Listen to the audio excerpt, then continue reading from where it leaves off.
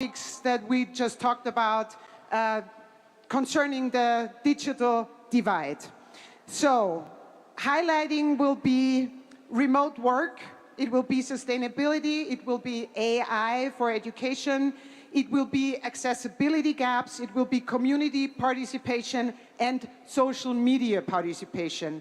So take it in, follow it, and then let's talk about it in the World Cafes.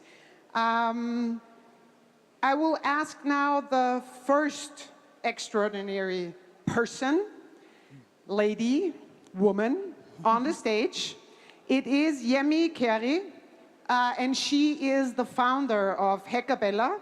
She is a digital transformationist. She's the co-founder of Rising Tide Africa, an entrepreneur, an angel investor. She is one of the most influential women in Africa concerning all those topics, and I'm so excited to get you up here. Yemi Keri, join me on stage. A big hand to Yemi. And Yemi will talk about the futurizing of remote work. The floor is yours. Thank you very much, Tanya. Good afternoon, ladies and gentlemen. And I would like to thank WSA for inviting me over to Puebla. A great experience so far, apart from the 29 hours I had to travel. I'm speaking about the future of remote work. Remote work is not a new phenomenon. In 2006, when I was West Africa's director for SAP, we had call centers in Ireland. And more recently, Virgin has its own call centers and support centers in India. But when you call your bank today, you have your support centers in remote work. In other words, it has evolved. Previously, it was within rooms where everybody had to come in and then, start doing all of that in the mic. But now, from the comfort of your homes, you then are able to provide your customer services. Now, the pandemic. Everybody talks about the pandemic. Fast forward the pandemic, people go remote. Everybody wants to put their businesses virtually, mobile. I run a digital transformation company, and for me, it was a game changer. Why? Because it took me 12 to 18 months to convince a CEO that they need to leverage on technology to transform or grow their business. But here I was, after the pandemic, having phone calls and people chasing me for me to provide services for them. But it brought to me a new problem, a problem about talent. I used to run a 15-man development team, and now I had to expand my office and increase them so that I could meet and fulfill my services for my clients. But that was not only it. We had an avalanche by 2021, an avalanche and a surge of a churn in my employees. People wanted to start leaving. My attrition rate was high, and I needed to find out why. But it wasn't only me on the continent. It was so many other people. What was happening was that the global north was coming into Africa and taking resources and talents and relocating them to Netherlands, Canada, Americas, and paying for the sustainable living for at least a year. But towards the end of 2021, it changed a bit. What they now started doing was that they realized that it was more affordable for you to keep them in Africa and let them work remotely.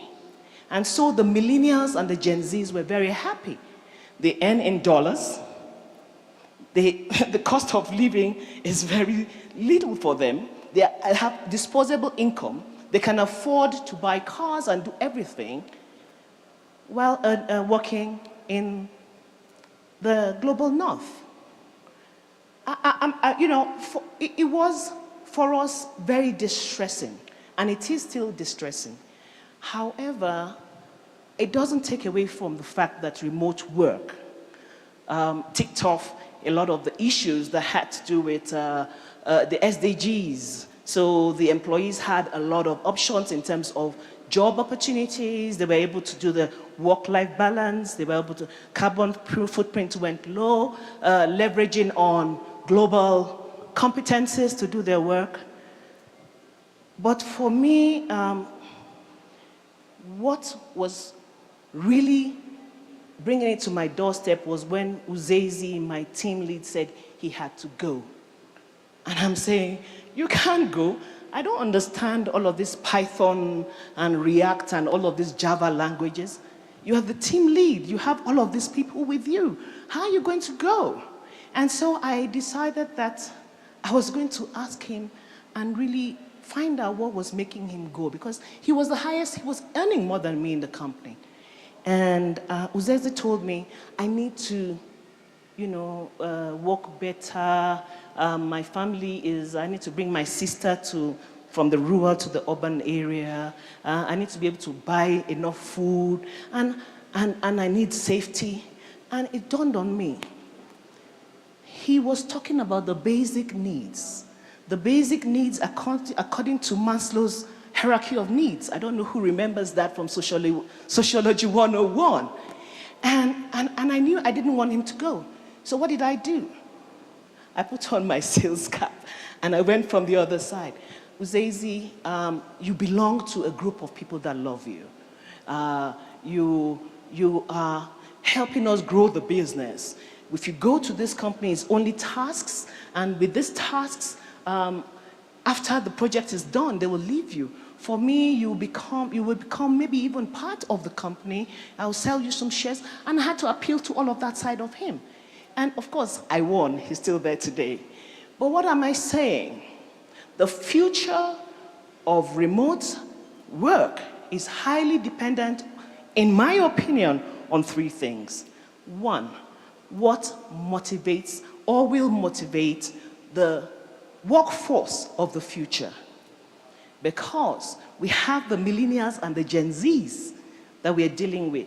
Deloitte brought out a survey, and it said the 5 top concerns for the millennials and the Gen Zs are unemployment, climate change, mental health, security, cost of living. And those things have changed from what we know. What is motivating them is different. And don't forget that we have to be prepared for Generation Alpha. We do not know what their characteristics are going to be. The second thing for me is one of the things that we've been discussing today, the digital divide. Now, by 2030, in the next 7 years, will be 8.6 billion human beings on the planet, and 42% of those youths are coming from the continent of Africa. The other parts, another 20-30%, are coming from the other undeveloped parts of the continent, of the world. So if we are not prepared for the avalanche of the population, then we will not be able to reduce the digital divide. The G7's objective for the global digitalization wants to ensure that this is closed off. For it to close off, the global south must be prepared. We heard it today. There must be a lot of infrastructure development. 1. 2, they must take care of their security. 3, they must be able to deal with the issue of internet penetration. In Africa, 73% of the people in the rural areas do not have access to internet. Then let's come to the global north. If the global north wants to continue to leverage on the talent that is coming out of the developing countries, then they must be able to invest. invest and make sure that they have a sustainable pipeline that would continue to fill. You heard Dorothy this afternoon. There's a youthful population that are tech savvy in all different industries on the continent of Africa, and they're being milked away. So if they are not ready to invest in reducing the educational gap, in ensuring that all of these things are done, then we will not be able to break the divide. The third thing is Web3. Web3, 5G. Those are the kinds of technology we are going to be dealing with in the future. And maybe in 5 years' time, Peter, we'll be having this in the metaverse. Thank you very much. Fantastic. I just wanted to say to her, fantastic, but you all can hear it. Fantastic. Thank you so much. Did you write down the 3 most important things? And the demography she was talking about, we're going to be needing it for the World Cafe later on.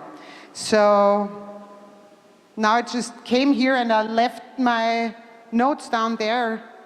Sashi, that is so nice of you. Why? I walked around. I was all the way in back. So people sitting in back, if you don't hear it loud enough, just say it. It is very important that you hear it, you can follow. It is very, very important people speaking to one of the most driving issues, the digital divide. So the next one on stage here with me will be Anne Rosenberg. And let me tell you a few things about Anne. Anne is a sustainability and climate advisor at EY. She was a long-term SAP, I was just say member, like I read it. So she's a global citizen, Denmark and United States and anywhere supporting companies, supporting entrepreneurs, supporting people, supporting innovators. Very interesting, the co-founder of the UN SDG ambition. So all the way into SDGs, sustainability expert, also always important, top 50 female blockchain influencers. I think that is where, yeah? Who said, woo? I heard it. Right there. So, Anne, please join me on stage. Take your microphone and please talk about the digital divide and the SDGs in terms of futurizing sustainability. What does that mean? So thank you so much for the opportunity to speak to all of you today. I also have another hat on. I am advisor for Supercool. I work with Supercool, and the center that you have here, you heard Sergio speak about. We're bringing that out to many locations around the world. Actually, when we went to Sharm el-Sheikh last year, we committed to set up 60 centers.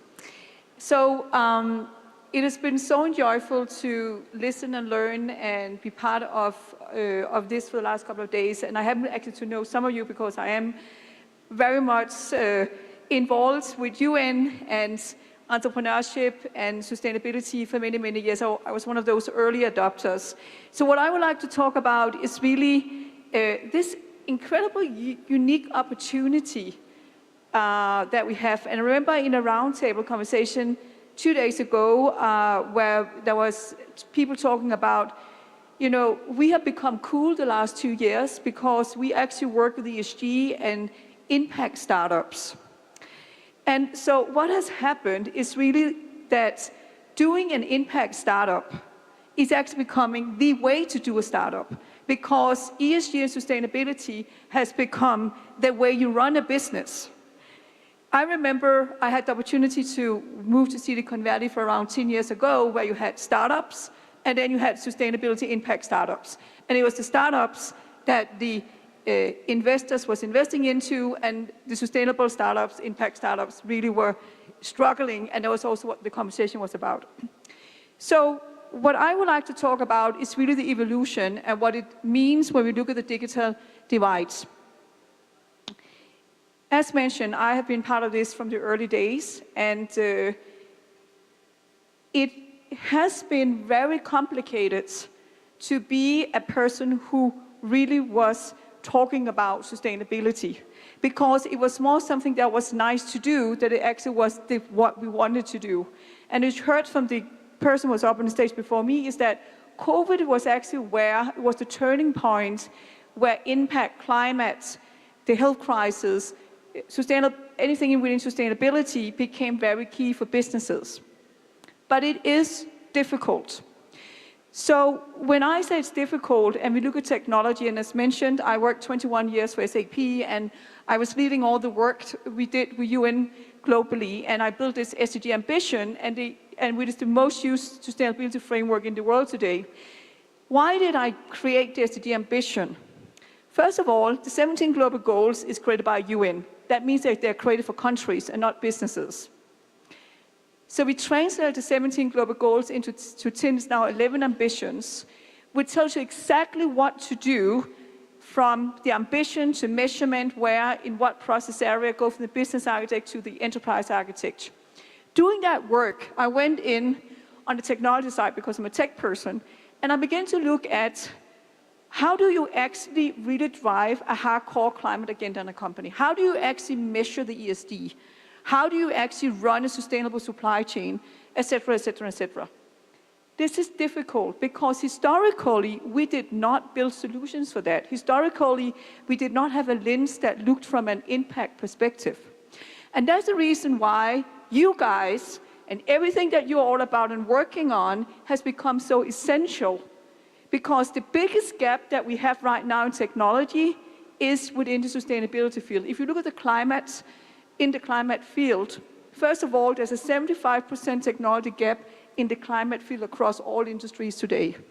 It is the fastest growing technology area is within the climate space. And after that is biodiversity and some of the other sustainability areas. So your ideas, even though you call yourself an impact startup, your ideas, you bring sustainability together with technology and great innovation. And you don't just do it from the typical innovation hubs of the world. You come from all places of life and all places of the world, because that's what we need. And that's back to the digital divides. Because who are the ones who come up with the best impact solutions? The best impact solutions is where the need are biggest. And that's something that I've learned being here with Super Cool. I remember my first visit here to Papla in December, and I'm from Denmark. And Denmark is the bike country of the world, as you might know, right? And we were having a conversation about what do an L-bike mean for a person? In Denmark, an L-bike mean I'm cool, I have the coolest L-bike brand, and I'm driving around the city. That's it. It means something totally different here in Mexico. It means that a woman feels safe because there's much, much speed on. And why I'm giving you this example is that you might have heard Sergio talk about it, the buses that we produce. We are producing the Link buses. We have a dedicated line for women to feel safe when they transport themselves around here in Mexico, right? So going back to the digital divides and about coming up with innovation solutions, I think the most important thing and the obligation that we all have, from no matter where we are in the world, is to understand what our local community can contribute with from an innovation perspective, because things are so differently. So what we are seeing now, positioning Super Cool, and we are opening up 8 centers this year, ending up the year by a huge center in Dubai, is that there will be some things for each of the Super Cool centers that will be the same, but there will be a lot of local things in them that will be designed around how that different community is. I've been part of creating a huge amount of startup guides. And I always say to startup entrepreneurs, every single city in the world have a soul. And that is where the gravity of knowledge is, and that's where great ideas is coming out. So going back to the digital divide is that I don't believe that only certain places in the world you have the best startups of the world. Every single place in the world have a specific knowledge that needs to be shared. And that's the reason why here with the Super Cool Center is that the soul of Mexico, we bring that to Boston, we bring that to Dubai, but we also take the soul of Dubai and the best of that and bring it other places. So when I was listening to all of you the last couple of days, that's exactly what you do. You build something in a certain country or certain city, and you share it into this network. And I think that's the biggest value of what you're doing, is that you share the great ideas. Because we are at a moment in time, and I write science fiction books to the corporate world. Think about the sci-fi world we live in today. You have CEOs of the greatest companies of the world saying that we want to be net zero by 2050. Do you think that person knows exactly how they're going to do that? No, nobody knows. Right now, the fact is, and you should look it up, it's called Climate 100, which is some of the biggest biggest companies in the world, in the heavy industries. They have done a commitment, they have done a long-term plan to 2050, 2040. But if you begin to look at, do they have a plan for the next 10 years or the next 15 years in detail to know exactly what to do? Do they have a climate strategy in place? Do they understand all the regulations that is hitting them from left and right? Have they actually starting to transform their company? That is where the biggest issues is of today. And that's the reason why that you have never seen more public-private partnership happening between government, NGOs, startups, investing, and so on and so forth, and academia, as you see today, because nobody can solve the issues that we have in front of us right now. And the crazy thing about this here, because you know it's always like every third year there's something new cool that you need to do your business model. This time here, ladies and gentlemen, if we don't solve it, it's over, right? And we all know that. And that's the reason why all of you coming here to Papla, going hard, I know some of you have been involved for more than 20 years, you know this by your soul. You know that we need to solve this. So going back to the digital divides, I believe that no matter where in your world, we need your ideas to build solutions. The most important thing is, of course, to make sure that there is connectivity available so everybody have access to contribute and show what they're working on. So thank you so much for the opportunity to speak. Bye. And thank you so much. Thanks. Anne Rosenberg, also very, very important. I think all the things, all the bullet points, you heard new things. It was an alert, really important. So sustainability is all about collaboration. It's not like you don't know, but it's good to keep it in mind. So we're moving forward. We have our next speaker. She is also extraordinary woman. And she will talk to us about futurizing AI for education. So another totally important issue. Everybody's talking about it right now, AI. How are we going to do it? How are we going to tackle it? How it is going to revolutionize or evolutionize the world? Somebody's speaking in collaboration with me again, all about sustainability. And so, she is Director of Women in Tech of the Faculty of Design and Creative Technology at Auckland University, Technical University. I mean, for me, this is already something very special and really great that it's the Faculty of Design and Creative Technology. I think this is exactly what we need. I read in her resume about C#, and of course, that triggers me really positively, C#. All about diversity, equity, inclusion, and she is another female role model. Yeah, so give a big hand to Martha McCauley from New Zealand about futurizing AI for education. And how are we going to close that digital divide? Thank you so much, Tanya. Thank you for a fantastic introduction. Let me start by asking you a question. How many of you in the room are parents? Excellent. So 7 years ago, let's see if it's working. This little mischievous munchkin, she changed my life. I became a mother, and that was a huge shift in my priorities. The things that I used to care about a lot, they become less important. And the things that I never used to worry about now sometimes keep me up at night. Kia ora, everyone. Let's see if it's working. No. That's not working. Yeah. So kia ora, everyone. From New Zealand, my name is Massa McCauley. I'm a founder of a charitable trust called She Sharp.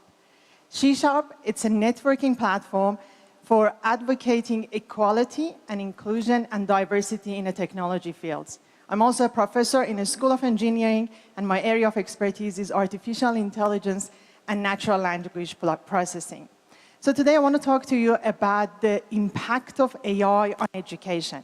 And as I told you, my little girl, when she was only 2 years old, I remember she asked Google Digital Assistant to play her favorite TV show, Peppa Pig, for her. Let's see if that video is working.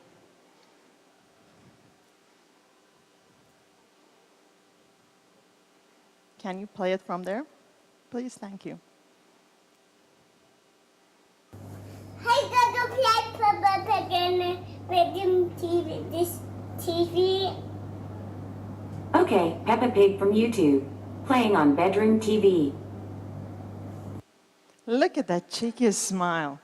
I remember that was the moment I panicked. I thought I lost my mommy power. She doesn't even need me to play her favorite video for her. And let's believe it, our next generation of kids, they are all digital kids. They're growing up in a world filled with technology. There are already so many applications of artificial intelligence, cognitive computing system, that they are redefining, reshaping, and disrupting every aspect of our life. And education is not an exception. There are so many uncertainties and there are so many unknowns, but one thing that we can be sure of, that in education you knew yesterday is different from today, and it will be different in the future.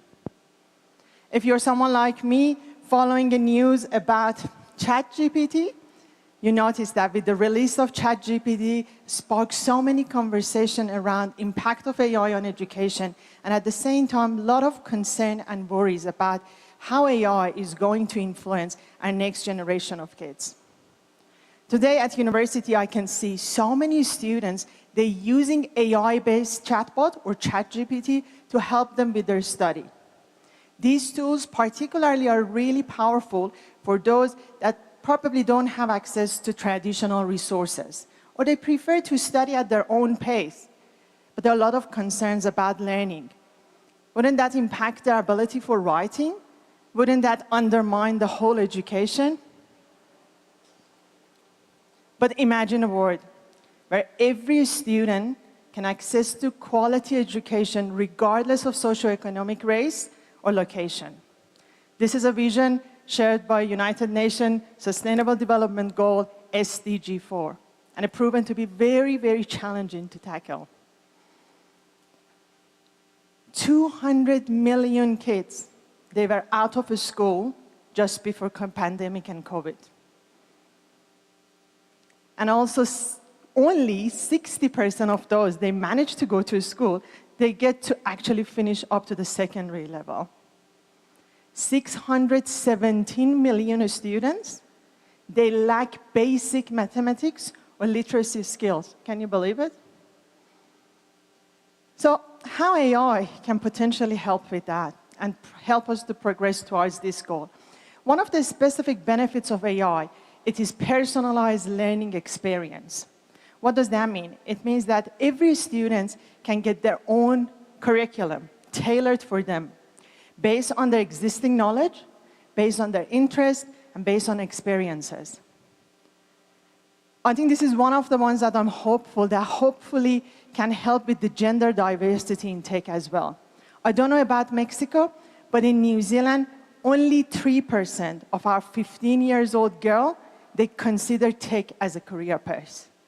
When I studied my PhD in New Zealand, I was the only girl study PhD at the engineering level. Only 15% of global experts around the world are female. And I'm really hoping that can change, because girls usually complaining that they don't like math, and I'm just thinking, you know, we can change the way of teaching mathematics to the girls, probably making the subject a little bit more fun. Next one is providing an intelligent tutoring system, one-on-one for students, so they can ask questions at any time. A few weeks ago, I watched the video from Sal Khan. He's a founder of Khan Academy. If you know him, he was talking about the new AI tutoring system. The name of the new AI tutoring system is Conmigo. And Conmigo is just not answering the questions.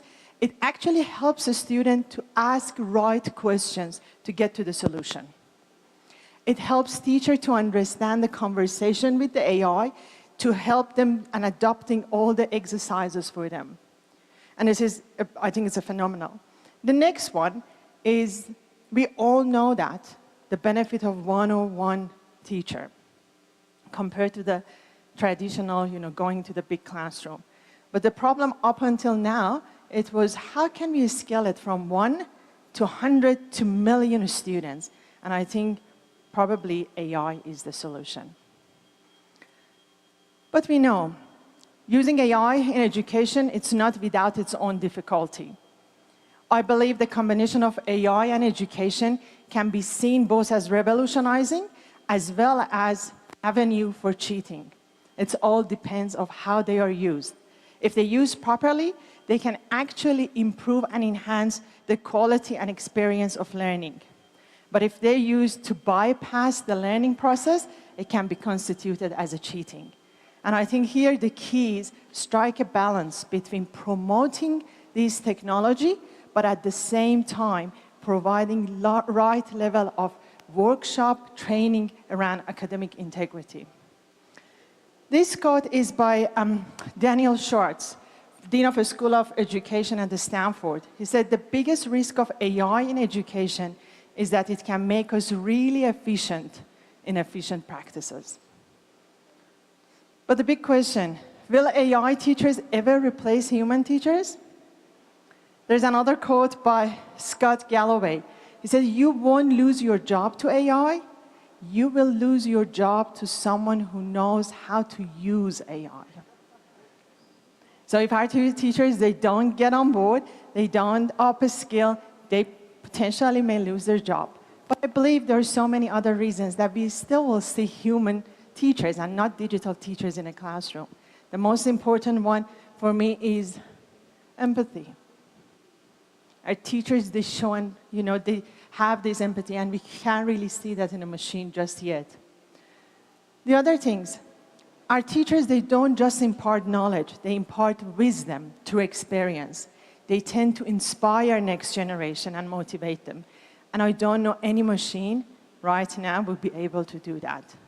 The other thing is, we as a human being, we like to learn from someone who is capable of making mistakes. But these systems, they are designed to be perfect. They're designed to bridge the gap of imperfection. This is Stephen Jobs who said the most important thing is a person who incites your curiosity and feeds your curiosity. And machines at the moment, they won't be able to do that. Creativity and critical thinking. There are two top skills for the future of jobs, and none of them will be able to be taught by machines. So the wheels are in motion, and we are making a great progress and rapidly in this space. But there are so many issues that we have to challenge, and one of them is ethical issues around development, testing, and initial trials of this system. And I think one of the biggest one is algorithmic bias, which is unconscious bias at the human level coded to this machine. So we have to have a support of government, we have to have a robust national and international strategy around the use of AI for education. So the future is exciting, and I'm so excited for my girl and all the kids in the future. So for now, I think it's really important to remember AI is just a tool, an enabler, a fantastic, powerful tool, but it never be able to replace the role of teachers and educators in the classroom. So let's, for now, just not standing in front of the AI train, but get on board before leaving this station. So watch this space. Thank you. Thank you so much. Thank you so much. Thank you, Daniel. Thank you. Thank you so much. I've been an advocate for girls and education and youth all my life, so this global action talk about AI for education so positive and so enlightening. That is really, I'm in awe. Masha, thank you so much. I hope the world is listening to you. That would really help everybody. I want to say one thing, Masha, and for all the educators here. One thing that I was thinking about, we are now going with the digitalization, the apps, the things that, you know, the jurors saw, the pitches, all through the parents and the teachers. But you cannot forget that there's a lot of kids out there, a lot of children out there that do not have guidance, that do not have parents, that do not have teachers that care for them. So that is one very important thing where I don't really know how we are going to solve that. Maybe we'll talk later. So I'm sorry that I took your time now, but very interesting. Next issue, 3 more to go. Global action talks to the digital divide, closing the gap. One, I'm saying that for every issue, one of the most important.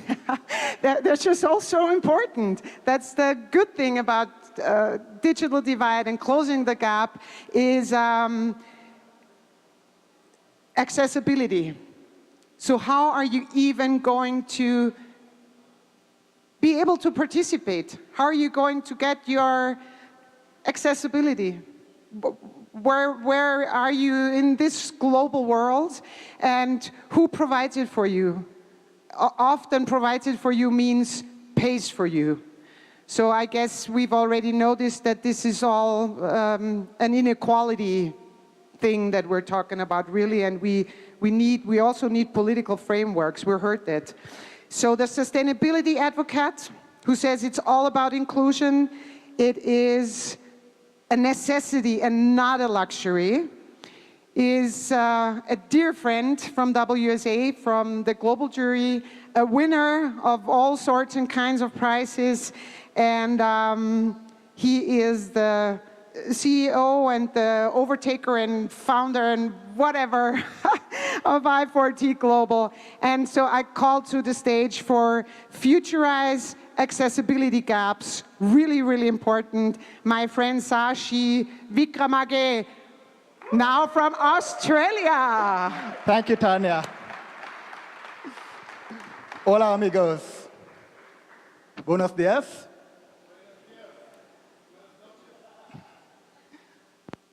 What is accessibility?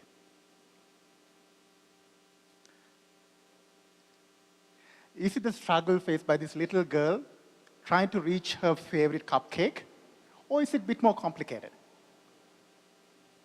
It actually is a bit more complicated. It is the difficulty faced by one in a wheelchair trying to navigate the physical world. And it's also the difficulty faced by indigenous children around the globe trying to have access to quality education. And it's also the difficulty we all face trying to enter a country due to our passport and visa regulations. I'm sure most of us entered this beautiful Mexico visa-free, whereas some of us had to apply for a visa. And it's very unfortunate, some of us got visa rejected, completely cutting down our accessibility to this beautiful land here. Accessibility is a broader problem. It's both physical and it's digital.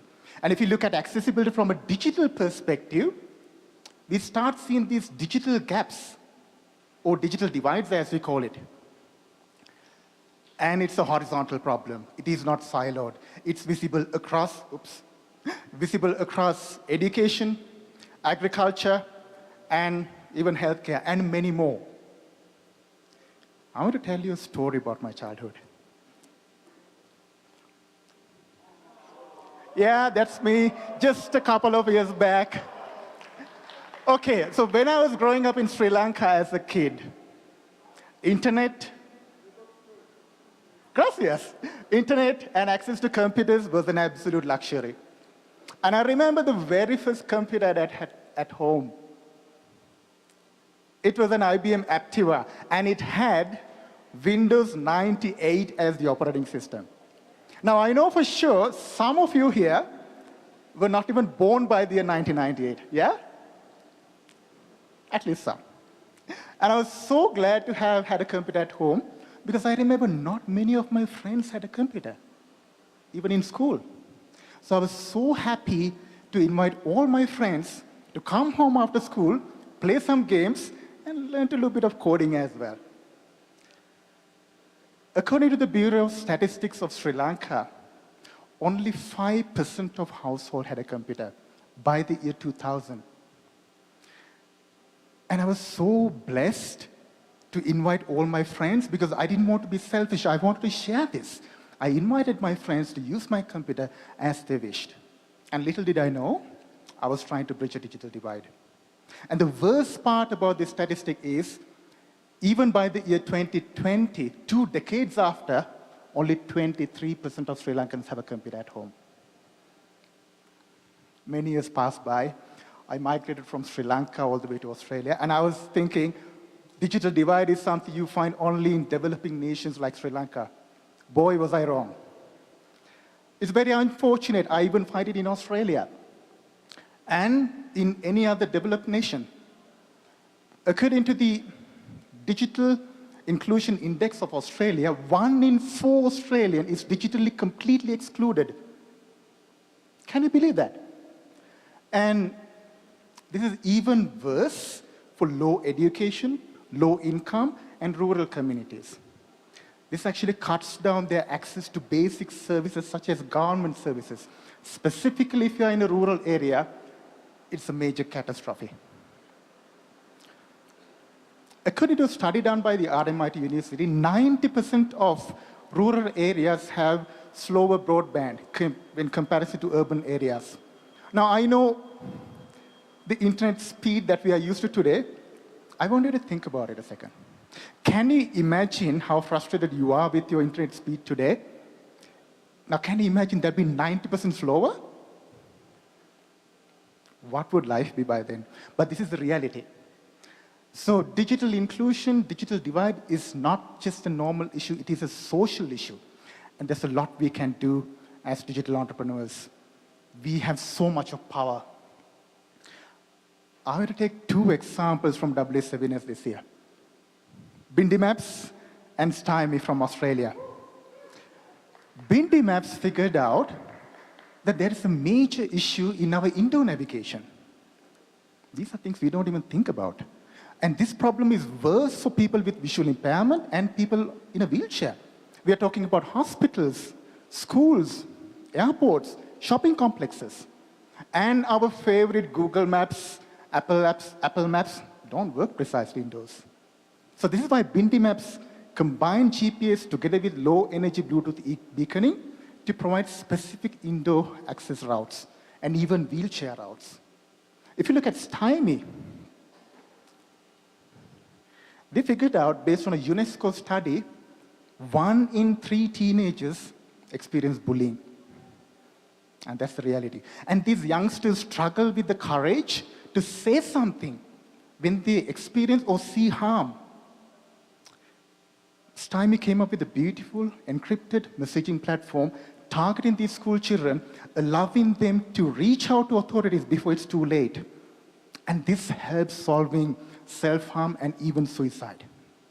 These are beautiful examples of how technology is used to bridge specific digital divides. I want to bring your attention on a very important point. One must not get misled, assuming we have to invent a solution to bridge a digital divide. There's a lot we can do with our existing products and solutions.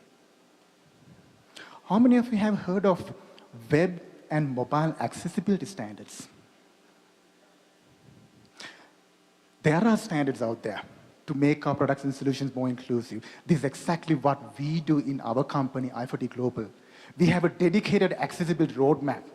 And irrespective of how tight our deadlines are, how complicated our features are, we make sure we put a conscious effort trying to make these features, functionalities more accessible. And we do this by adhering to W3C, Web Accessibility Standard, as well as Apple iOS and Android developer ecosystems mobile accessibility standards. And this is not a difficult task. If I ask the question, do any of you have accessibility compliance in your pipeline? I don't think I would see many hands. And this is something we need to pay attention to. We take this for granted. Our products and solutions can reach further. 20 to 25% of global communities suffers from some kind of disability. Disability can be visual impairment, sensitivity to fast-moving images, typography, hearing, a lot more. And if we zoom out, we can even see there are frameworks such as the UNDP's Digital Transformation Framework, which talks about creating an inclusive whole-of-society digital transformation. So this is where the ambition meets approach.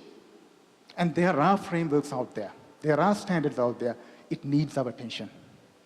As entrepreneurs, we have so much of power, and we have a great opportunity to bridge this gap. As Professor Brook mentioned in his keynote yesterday, we need to act, and we need to act now. Let's do it together. Gracias.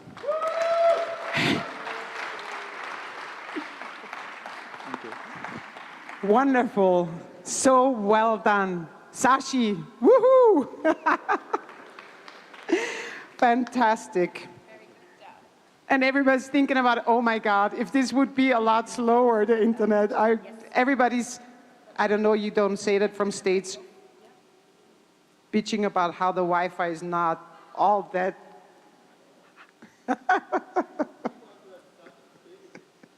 Yeah, everybody yeah, okay. Guys, let's move on. We have two more really important topics concerning the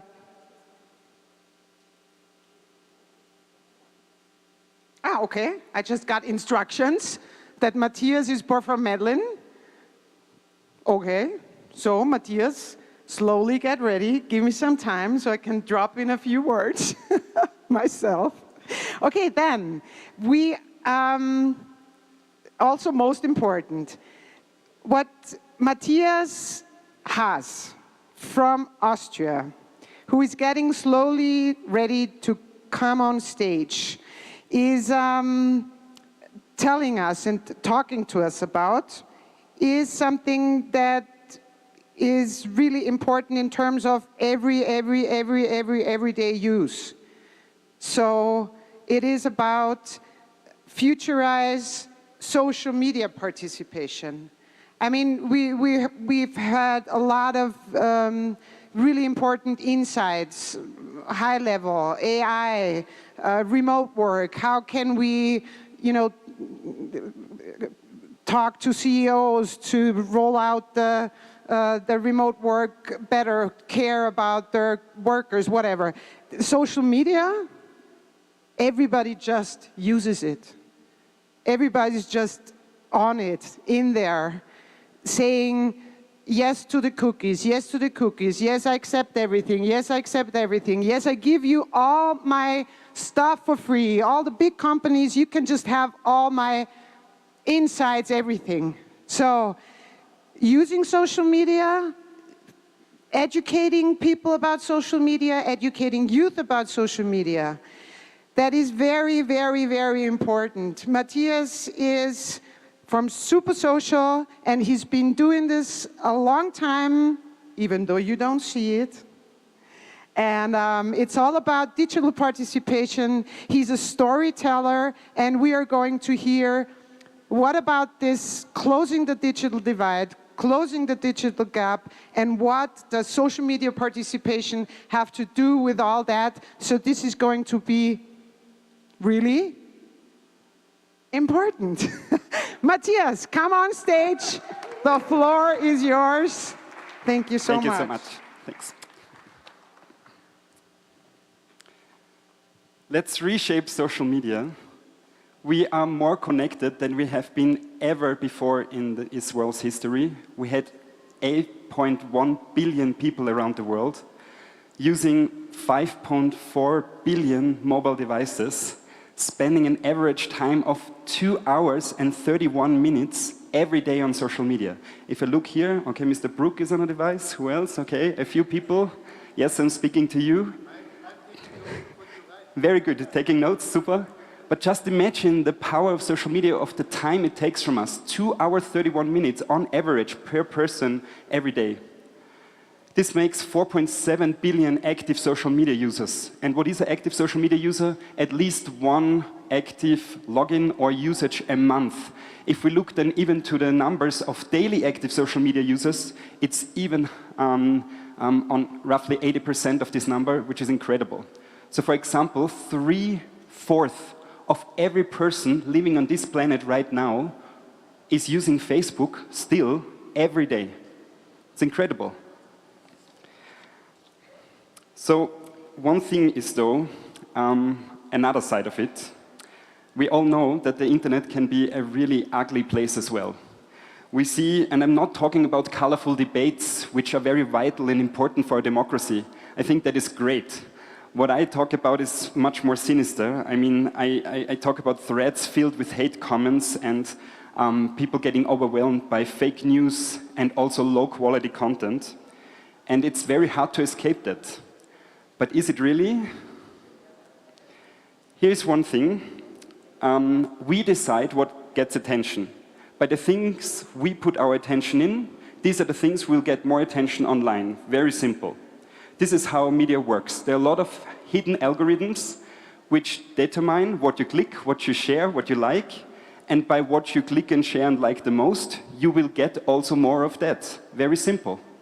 If you find leaked pictures of Mr. Brook dancing in his bathroom in the hotel, and you click on it, well, this might be more content you get.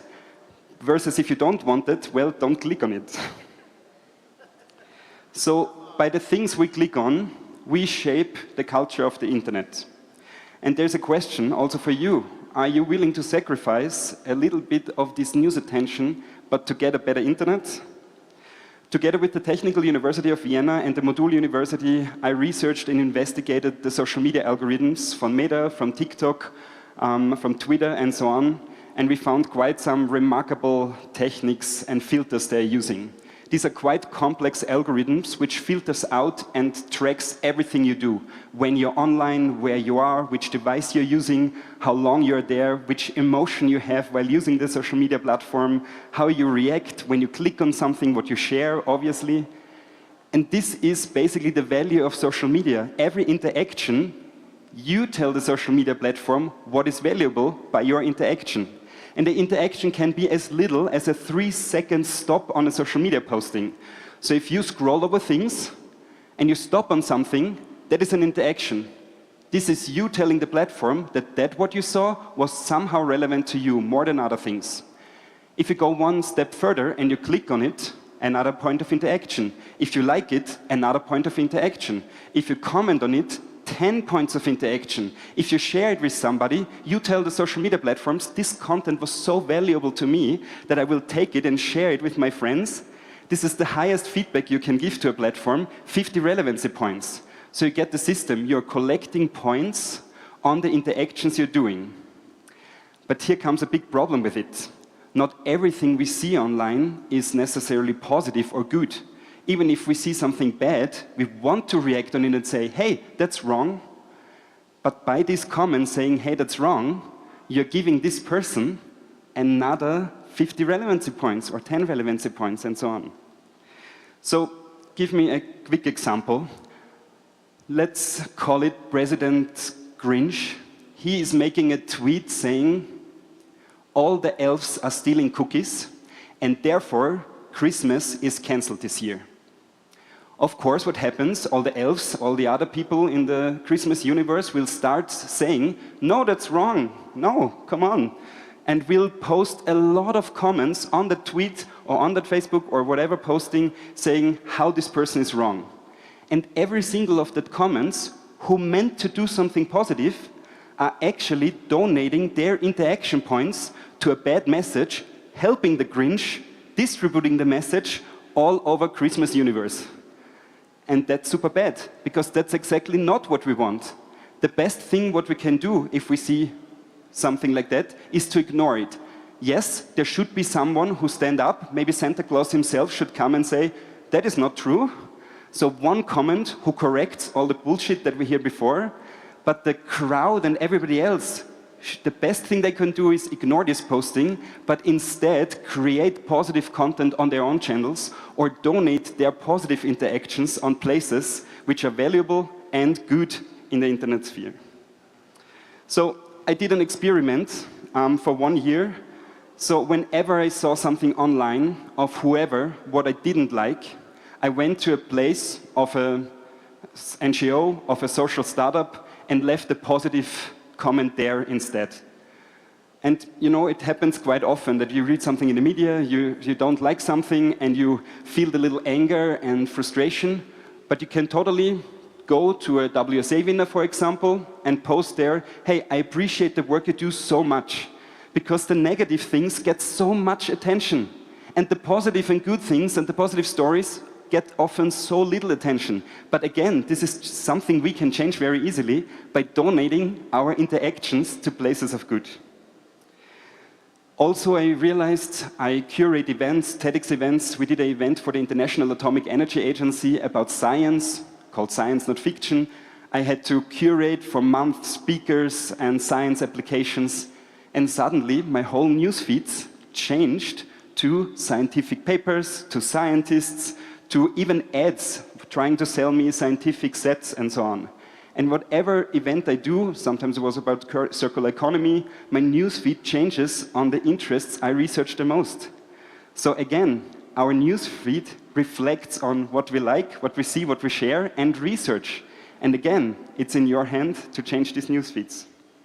So the current affairs, a social media which is full with fake news and negative things, does not have to be a reality. It can be changed, but I think we need incentives. But here are two things everybody can do very easily. First, when you see hate news or fake news or hate crimes or mobbing online, do something against it. I mean, there have been wonderful examples, thank you so much, from Australia and so on. If you see something, do something. Very simple, be the hero, and it very often just costs you a click to report this comment. What not necessarily helps is if a lot of people comment on that posting saying, hey, you're wrong, because therefore you just help spreading this hate message further. But to be there and stand up to the person in charge saying like, hey, are you okay? Can I help you? Report this posting. That's very great. And second, we need to stop clicking on this really bottom-feeding, low-quality link bait, which just wants to give us fake news or star news or something which is really not relevant.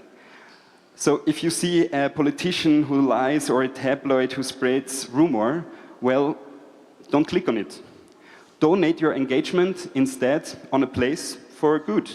So we can create an internet we actually deserve and want. We are the creators of the internet. So if you want more positive things, click on more positive things. Very easy. Everybody can do that.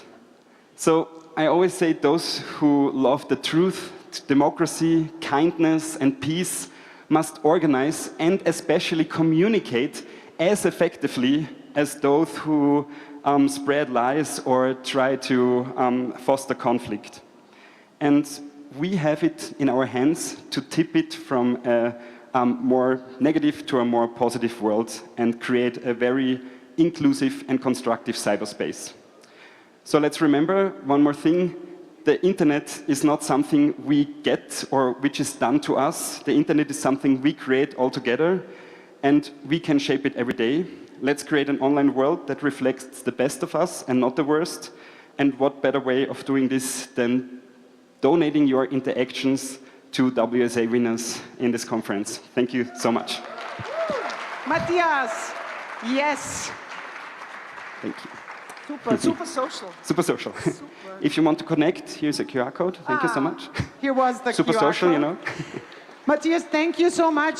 Again, the educators, I was talking before, and all the runner-up for WSA Global Achievers and Winners and such.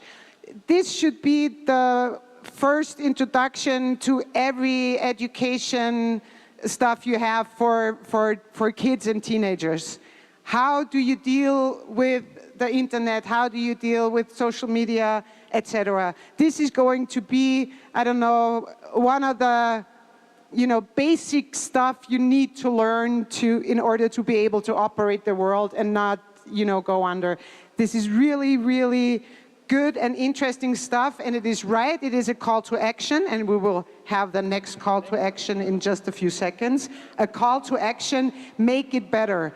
Do not complain about stuff. Do not talk about or get angry about whatever. Just take action. Do it. Click on something else. Donate positively. Say no. It's courage. Don't look if somebody is treated badly. Just speak up and do something about it. And she does something about it. Our next global action talk speaker. And she will talk about community participation. So we're moving from social media participation to community participation, I guess not only, but also in social media. And community participation as managing director of the Zebras Unite. I fell in love with the Zebras Unite in Ghana. Dorothy, I don't know if you remember. It was so, we all fell in love with Zebras Unite because it is just the opposite of the startup unicorn, better, faster, exit strategy, make a lot of money. It's about, I guess, going in a herd and being together, collaborating, and building businesses that are better for the world. So it's all about impact, and she's going to speak to us about it. Madeleine Martinière, please come to the stage.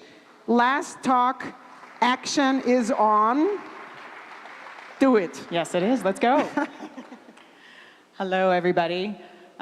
First of all, I want to say a huge gratitude to the WSA team. I feel very held in community today, and thank you for folks for playing with me as we're doing a little bit of innovating on the fly, which I'll tell you about at the end of this. So I want to talk to you about futurizing community participation. And I appreciate that this is a conversation about digital divides, and we're talking a lot about technology. I'm probably the person that's going to talk the least about technology on this group. All right? So, as was mentioned, I'm managing director of Zebras Unite. I've worked on a bunch of projects over the years, and I'm one of those folks that really hard to sum up. So what I like to tell people is I'm a science fiction fan. Are there science fiction fans in this room? Yes, fantastic. I grew up with it. Ooh, I got a boo. Aha. So I grew up with science fiction. My father was a science fiction artist. He works in the entertainment industry. My first career choice was a science fiction author. That didn't quite work the way that I planned. But I loved it because I loved the imagination of the human mind, of our ability to create these possible futures and create a space for us to explore not just the boundaries of technology, but the boundaries of our society and our culture and our humanity. And this is more important than ever. Right. So when we talk about it, Matthias talks about this when we talk about the internet, right? Where technology is moving faster than any of us could ever imagine, right? And this is where, in my career, I chose to work in technology because I realized that no matter as fast as I was chasing the possibility of technology, it was already here. And so where does that end up? So I really want to understand how, in all of the work they've done, how do people innovate together? How do people build better together? In most times that I've seen where people truly come together and really create and co-create together are in times of crisis. All right. And I want to talk about a project in 2011, Fukushima nuclear disaster.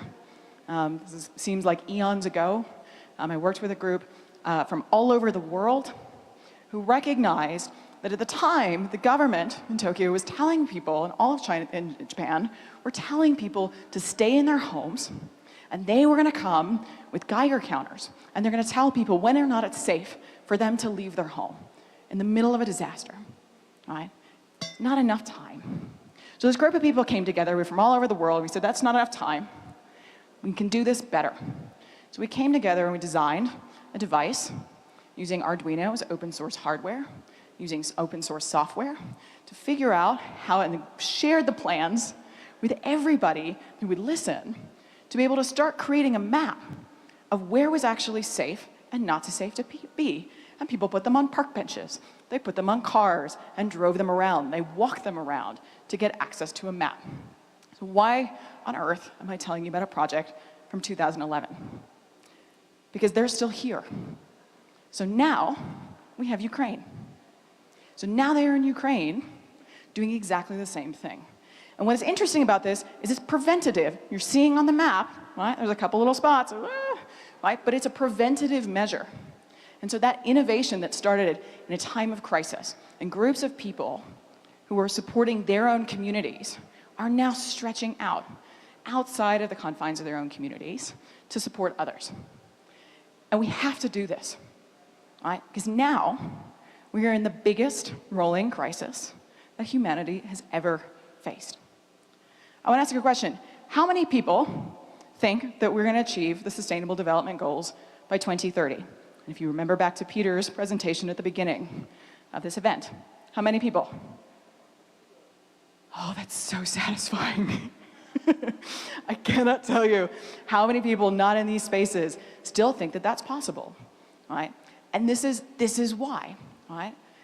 So in 2018, we did a report called From Billions to Trillions. This is another organization I work with, where we discovered at the time, in 2018, where people were still, when I did that, people were still a little more optimistic, right? That the gap to address the Sustainable Development Goals was $50 trillion US dollars. How much do people think it is now? Come on. You can be louder than that. How close did you get? All right. So why am I talking to you about this in a talk about community participation? All right. It is because the technology is already here. What we need is the biggest cooperative, collaborative, coordinated exercise that our species has ever seen. This is the fastest we've ever gotten. It's the closest. 1988, space station, 15 countries, $150 billion. Right? That's a fraction. Remember this number? We're missing something here. So how do we do that? How do we go and actually from something of this scale to the scale that we need with all of the work that we're doing? 3 things. We have to collaborate, we have to cooperate, and we have to coordinate. And I want to dive into this because we talk a lot about collaboration in these spaces. It's the #1 thing that I hear. We have to collaborate together. Isn't it beautiful if we collaborate more? And I had to tell you, if collaboration was going to get us there, it would have got us there.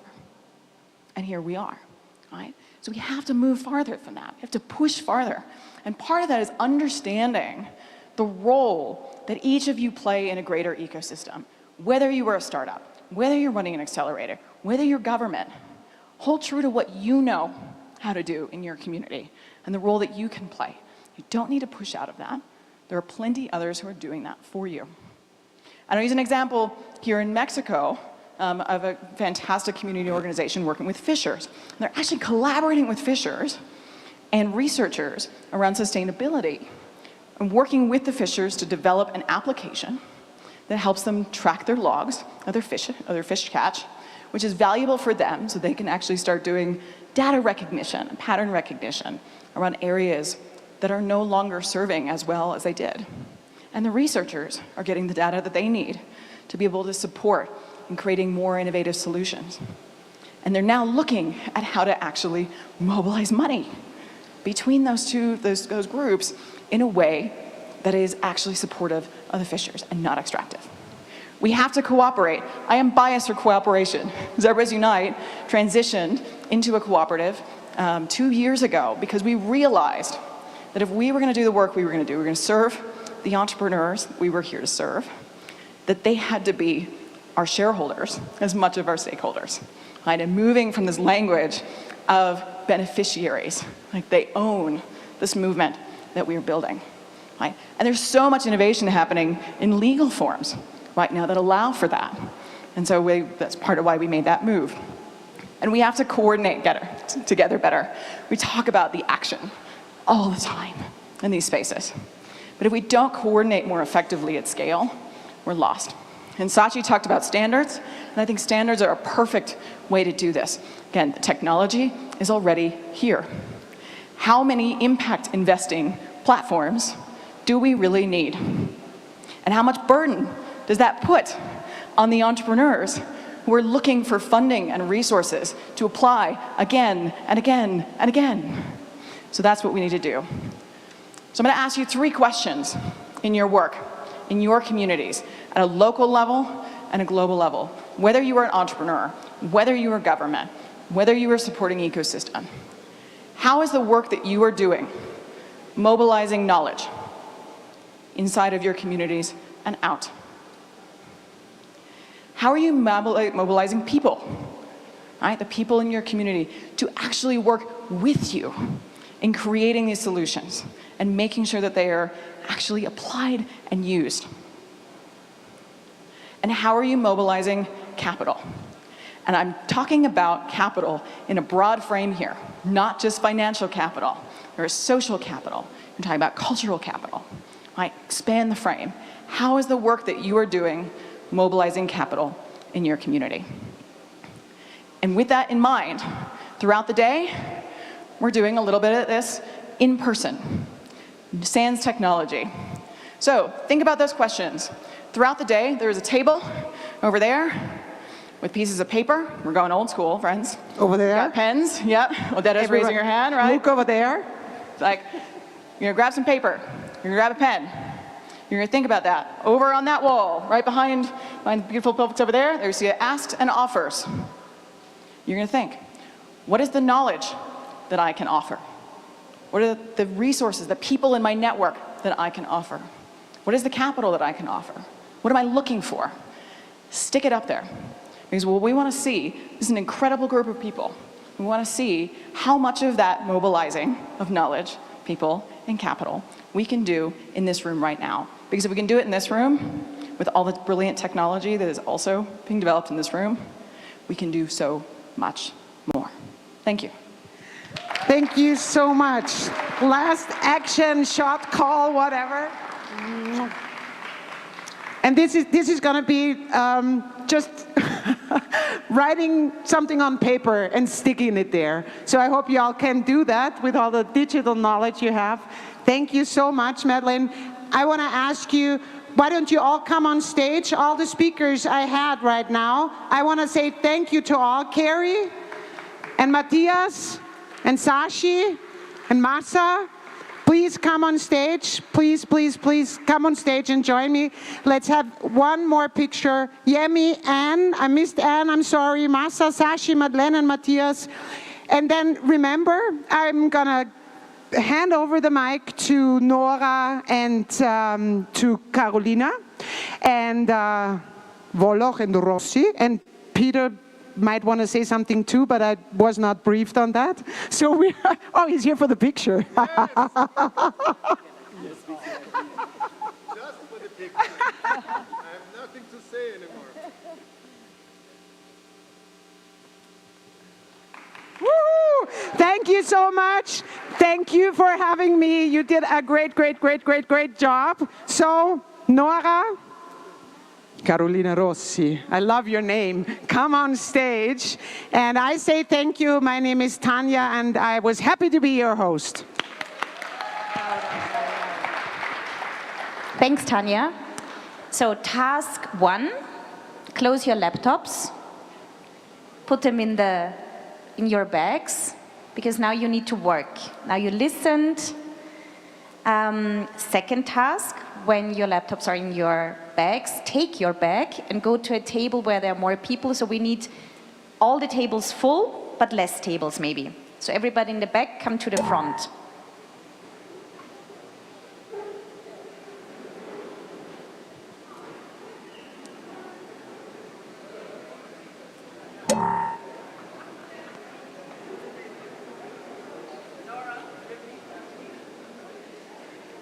Just sit around the table, so we don't need tables where there are only 2 people, we need the tables full, and we don't need any gadgets, phones, laptops on the table.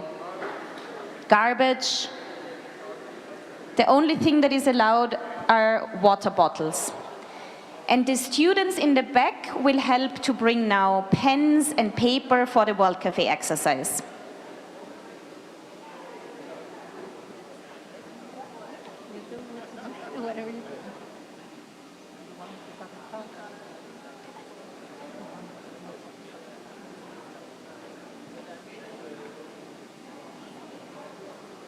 The next exercise is for the speakers. I see Matthias is on one table, but I need also Madeline on one table. Madeline, I need you on one of the tables, please. I need Anne at one of the tables, Massa, Sachi. Great. More people joining Sachi, not Madeleine.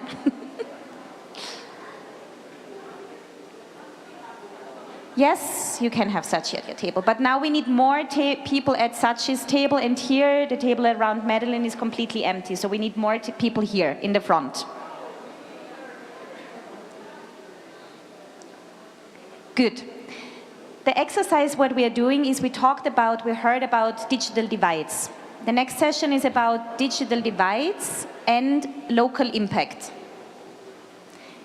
The World Cafe will work in 3 rounds. Your first task on the table is to choose a table host. The table host will take notes. The table host will also summarize what happened at your table in the second round, because after 15 minutes we will switch tables. Guys, if you don't listen now, you don't have no idea what to do later, and I will not repeat it 20 times. No. I will also not put it in the WhatsApp group. So, digital divides. The first round, your task is to choose one of the digital divides that you just heard. Remote work, sustainability, AI and education, or maybe more general technology and education. Then accessibility, community, and social media. So you choose one of those divides, you choose a table host who takes notes, and then you have 15 minutes to talk, go deeper in this digital divide, and what does it mean for you? Dorothy? I'm turning like Peter. Madeline? Doesn't have to be, no. So, example, if it's not there, I know, but example, there is the digital divide that you chose is age. You choose, Carolina is my table host, and then you share the ideas. Maybe for me, digital divide in terms of age is my mom types for 5 minutes, nothing is coming up, and then I see, okay. Then maybe for someone else, a digital divide is that it's very hard for people to access any online services that the government provides, but it's very complex, so it's not. So then localize it. Think about what this digital divide means for you in your local or personal circumstances, and note that down. And Caro will then support you in the next rounds, how we go deeper into those topics, but we will also switch tables so you can also learn from the others. Any questions for round 1? You have about 15 to 20 minutes. Thank you. Seriously? You have to define one of those digital divides that you want to see on, maybe we can have them back, the last slide.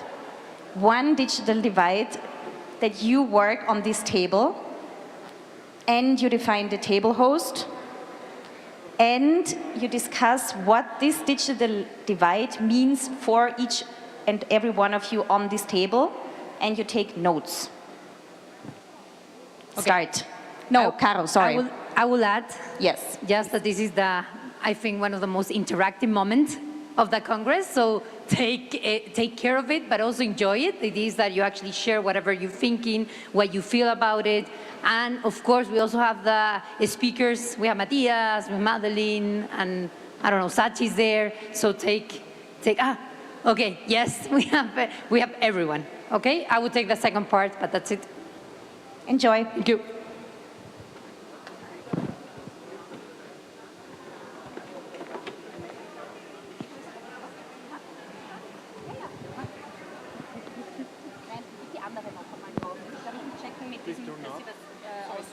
Dann wohl, dann.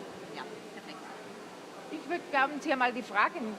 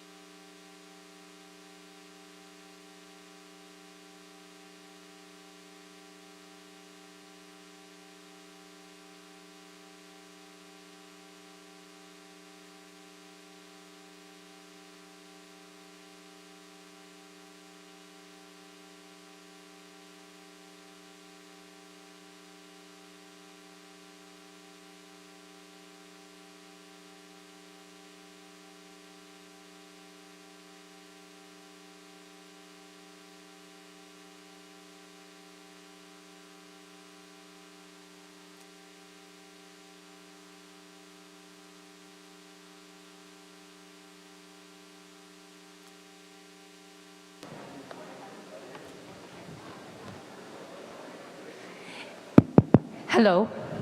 Okay, so we have 5 more minutes to continue and evolving the discussion. Then we will do, I'm aware that many are not finished.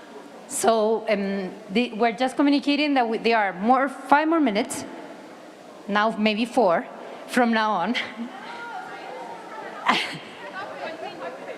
But me talking doesn't change the time.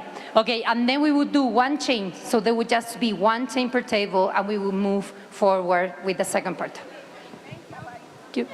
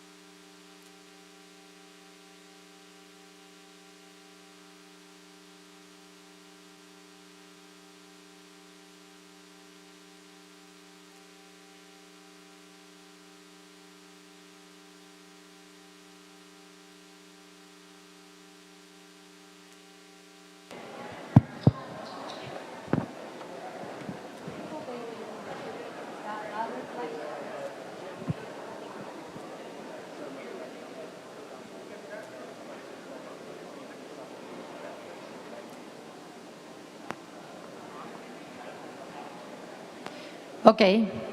So now it's time to move forward, if possible.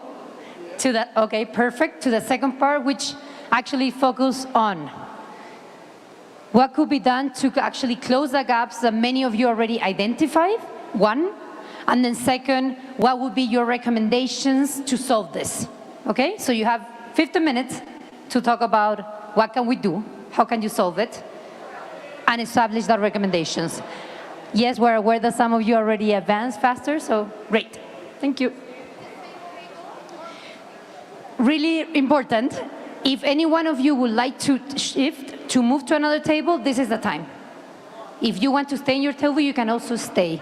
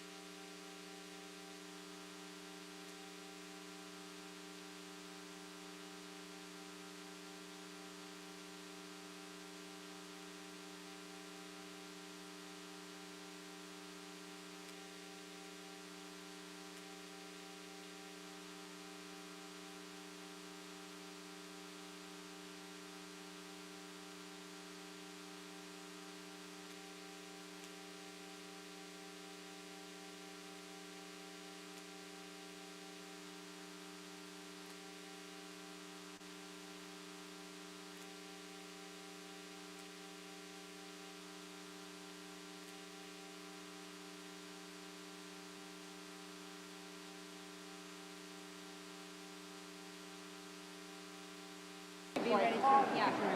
Yeah. Okay.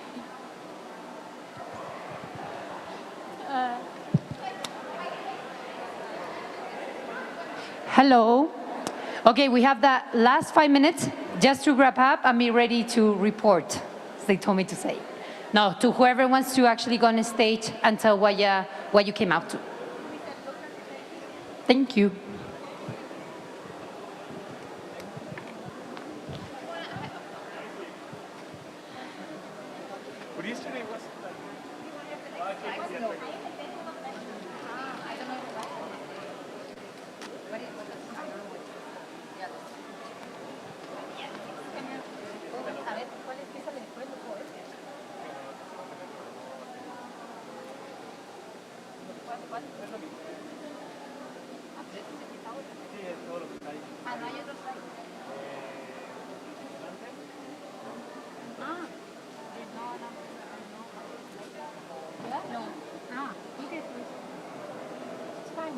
Or we go back to the first where we see all the devices. Yes, that's better. Yes, definitely.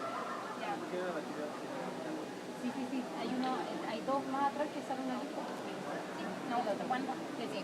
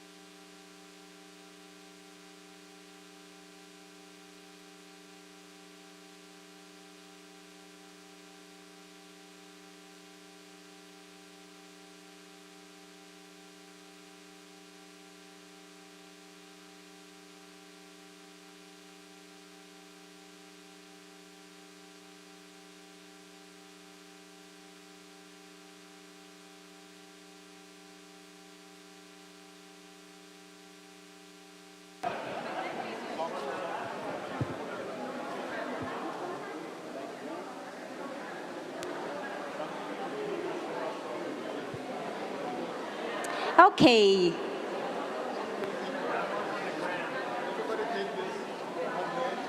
So who is ready to report? To share? Yes.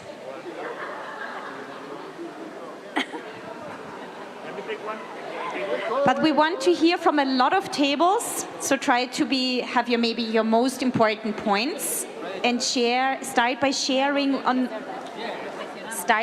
on which digital divide you were working. Well, okay, thank you.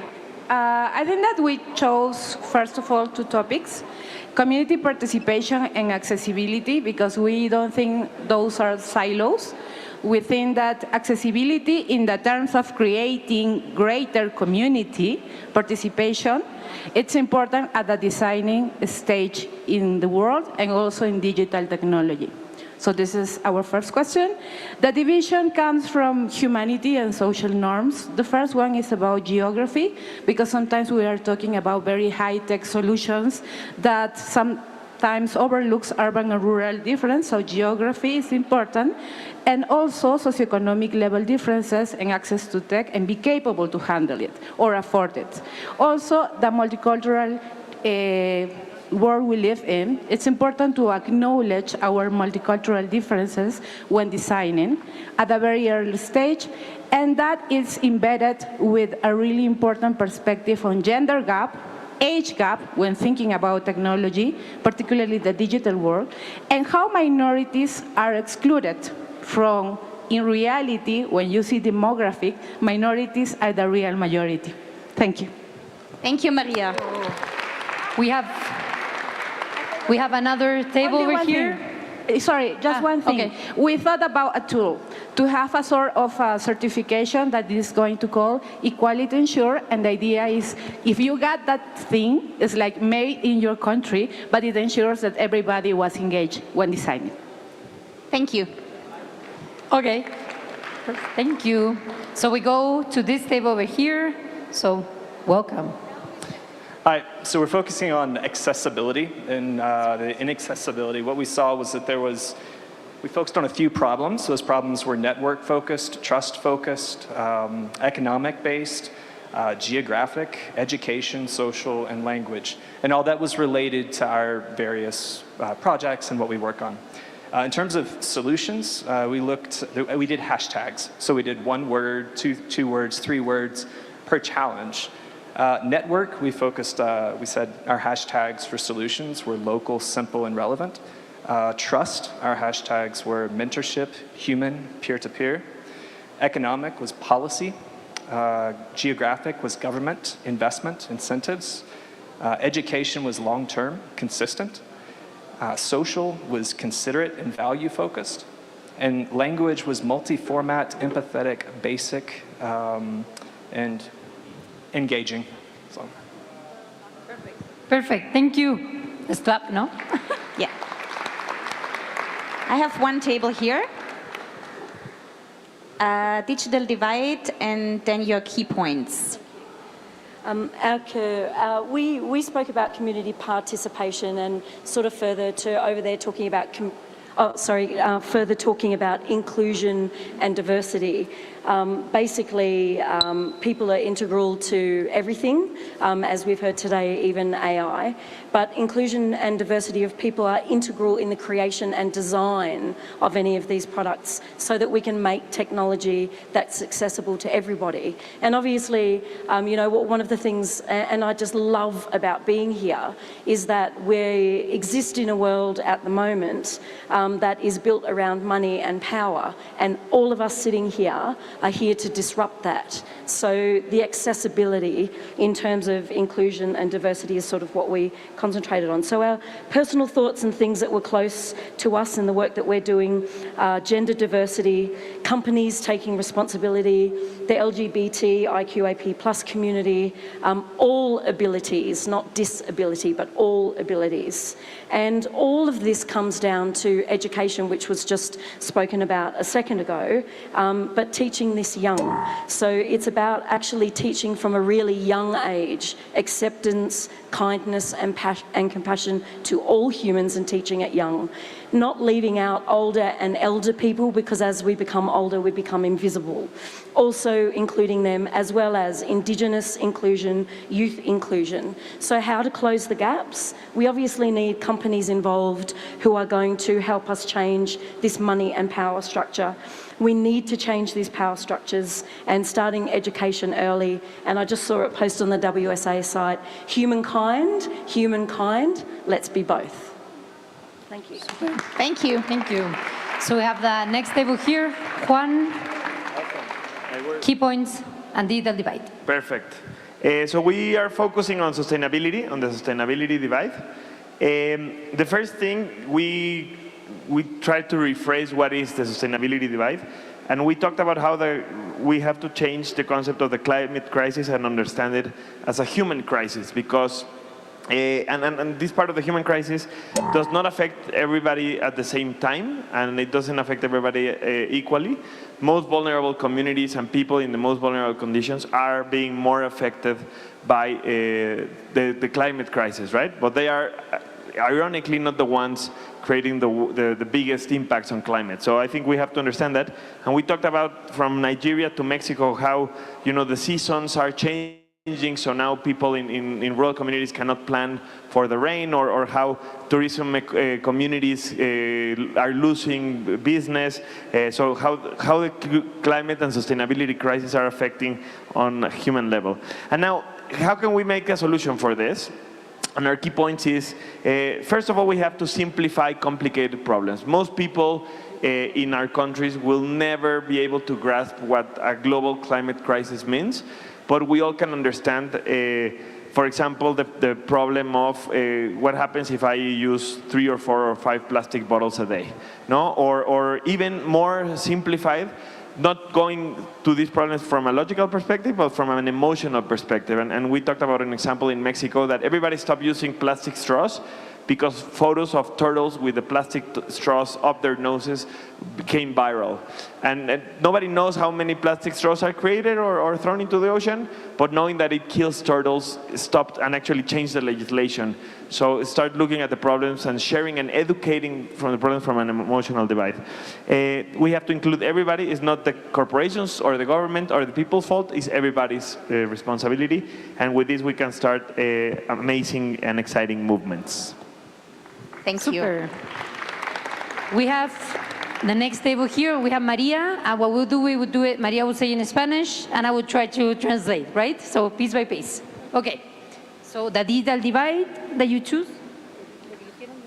Nosotros elegimos la accesibilidad digital en el contexto mexicano. Nosotros somos estudiantes de la We are students of the Puebla State University, and we believe that the 3 key points are decentralization of power, Accessibility, right, in Mexico, focusing the local area. Okay, and the 3 points, which are number los 1 otros 2 is puntos, ¿cuáles la son? descentralización Decentralization of power, la marginalización social, social marginalization, social, I would say, marginación. Yeah, well, yeah, discrimination. Y la mala distribución de recursos. and poor distribution and of the bad resources. distribution of resources.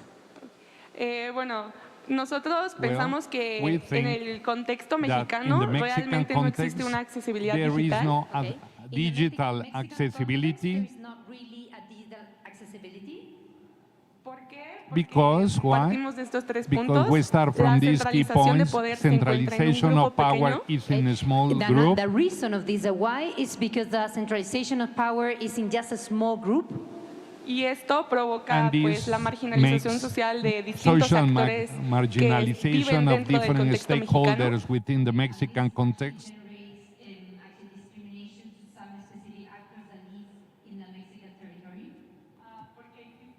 Because there's a homogenization of population, standardization of population. And well, starting from this, the government has a bad distribution of resources.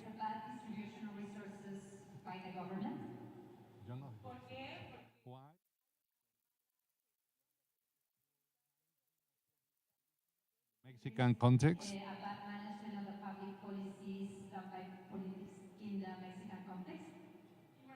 And well, possible solutions,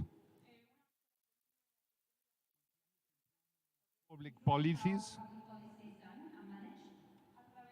through an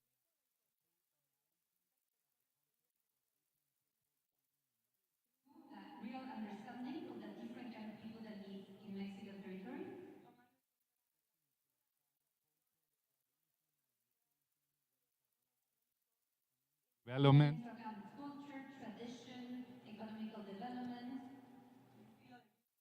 style of life for poverty and richness. There is no gaps covered, especially gaps related to poverty in the different regions of Mexico.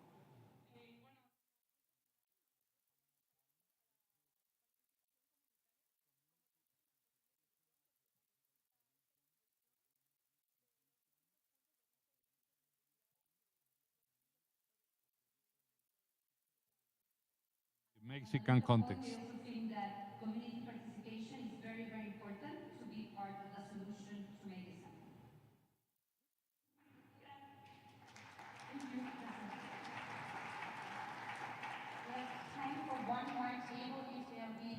Una mesa más, rápido.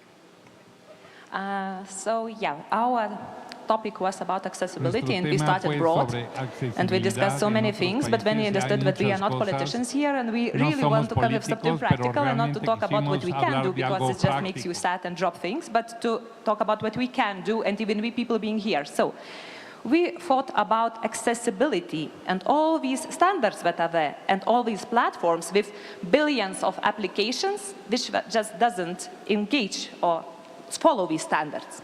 So our idea is to start a bottom-up movement, which we can do, being here, and to promote the awareness about accessibility, to work on the practical recommendations, how to put these standards into practice, and then to work with platforms. For example, very simple thing, that on the platforms there is like a space where people having some issues with accessibility, and 20% of people have one of these issues, could comment and provide practical recommendations. But I can see this button or something like this, and then this could be fixed. That there could be like categories, like accessibility-friendly applications, that any person having some issue could know that these apps are good for them. And of course, it's not easy, but some time ago, privacy, for example, doesn't seem to be easy as well. But after lots and lots of talks and promotion and awareness, now it's like normal standard. So why not to make it one nice task or WSA, to start working in our local context, not just with global platforms, but with local and regional ones. So, thank you. Okay, just to close, this table want to say one sentence about remote work? Yes, thank you. Our table discussed remote work. Thank you for the topics that Leva said. We think remote work enables us a lot of freedom. It also is a stepping stone for a lot of young people to develop entrepreneurial skills, which is really important in a lot of the countries. But it's also, in our opinion, a luxury to actually have, because most of the people can't afford to work from home. We think about healthcare, we think about doctors, we think about everybody who keeps the infrastructure alive. So we want to focus on making those jobs more attractive, that actually people want to go to work and not stay at home. Thank you. Thank you so much. So, thank you, Caro. Thank you, Nora. Now we have time for lunch. It works the same way as yesterday, and then we change the program. So today, all the pitches will be in this room after each other. So no more separation of rooms. We will slightly change the setup here in the front of the stage. So make sure to take your bags and your jackets and all your personal belongings. And we see you back here at 2. We start with culture and tourism, and I'm not sure which this is in 40 minutes or at 2 p.m., whatever suits you better.